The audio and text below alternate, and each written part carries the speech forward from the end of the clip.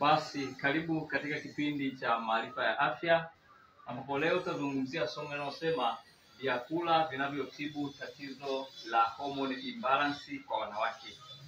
Tatizo la hormone imbalance limekuwa ni tatizo ambalo wengi wao ni wahanga. Imefikia hatua wengine wanatafuta uzazi, imekuwa ni changamoto. Lakini kwa nini tatizo hili limekuwa ni kubwa kwa wanawake wengi? Ni kwa sababu asilimia kubwa ya magonjwa ambayo wanadamu wanaugua, sababu yake kubwa ni ulaji ambao unakuwa haukidhi, ni ulaji ambao unakuwa sio mzuri. Kwa hiyo leo tumekuletea somo hili kwa wewe ambayo utakuwa na changamoto ya hormone imbalance. Itakuwa ni somo zuri ambalo litakufaa kwa ajili ya kuondoa tatizo hilo katika maisha yako. Kwa nini hormone? Tunapozungumzia hormone maana yake ni vichocheo.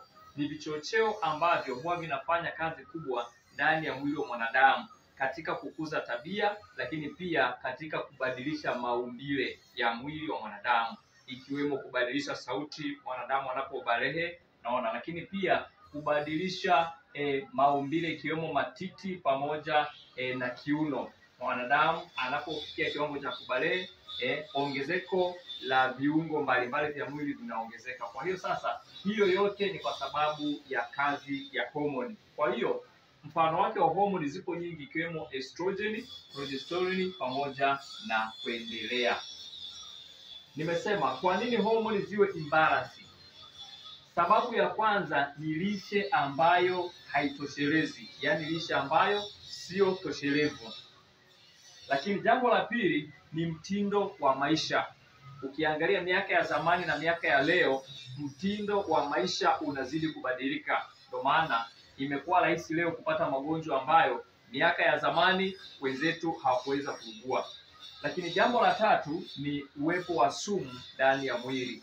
Leo hii tunakula vyakula vingi ambavyo kwa kiwango kikubwa vimekuwa na sumu nyingi. Kila kukicha tunaingiza sumu ndani ya miili yetu. Kwa hiyo sasa, sumu zinapokuwa nyingi, inakuwa ni rahisi kuvuruga mtiririko wa kawaida wa hormone. Ndio maana mtu anapata changamoto ya hormone imbalance. Kwa hiyo bila kupoteza muda, nimekuletea vyakula ambavyo vina uwezo mkubwa wa kuondoa tatizo la hormone imbalance. Chakula cha kwanza ni mbegu za kitani, ama zinaitwa flax seed. Mbegu hizi zina kiwango kikubwa cha mafuta aina ya omega 3 fat, ambayo hii omega 3 fat inafanya kazi kubwa ya kuzalisha hormone, ya kusisimua uzalishaji wa hormone ndani ya mwili wa mwanadamu. Kwa hiyo ukiweka mazoea ya kutumia mbegu hizi za flax seed kwa kuzitafuna, unaweza ukasaga kwenye lishe ya uji, naona kila siku unapokuwa unazitumia kila mara, zitakusaidia kuzalisha hormone ndani ya mwili. Kama wewe ni mhanga wa tatizo la hormone na umetafuta uzazi imekuwa ni changamoto, kila kukicha tatizo la hormone imbalance inakuwa ni kubwa, ninakushauri utafune mbegu za kitani ama flax seed. Zina kiwango kikubwa cha omega 3 fat. Lakini pia kuna maharage ya soya au yamezoeleka kuitwa soya lishe. Haya maharage ya soya yana kiwango kikubwa cha virutubisho ambavyo vinafanya kazi kubwa ya kuzalisha homoni za kike. Lakini pia chakula cha tatu ni broccoli. Hii broccoli ni aina fulani hivi ya mboga ambazo kwanza zinafanya kazi kubwa ya kubalance pH ya damu, lakini pia zinafanya kazi kubwa ya kuzuia saratani, hasa saratani ambazo zinahusiana na homoni ya estrogen. Kwa hiyo utakapotumia broccoli kila mara katika lishe yako, utausaidia mwili kuweza kubakiza homoni zako katika mtiririko wa kawaida. Lakini pia chakula kingine ni mbegu za alizeti. Nafikiri hizi mbegu wengi wetu tunazifahamu. Zina kiwango kikubwa cha vitamin E. Hii vitamin E ni vitamin ambayo huwa inapatikana katika namna ya mafuta. Inapatikana kwenye mbegu ambazo zina asili ya mafuta, ikiwemo mbegu za alizeti. Kwa hiyo vitamin E inafanya kazi kubwa katika uzalishaji wa homoni ya estrogen. Kwa hiyo utakapokuwa unatumia mafuta ya alizeti ambayo yamekamuliwa bila kuongezewa chochote, yana kiwango kizuri cha vitamini E.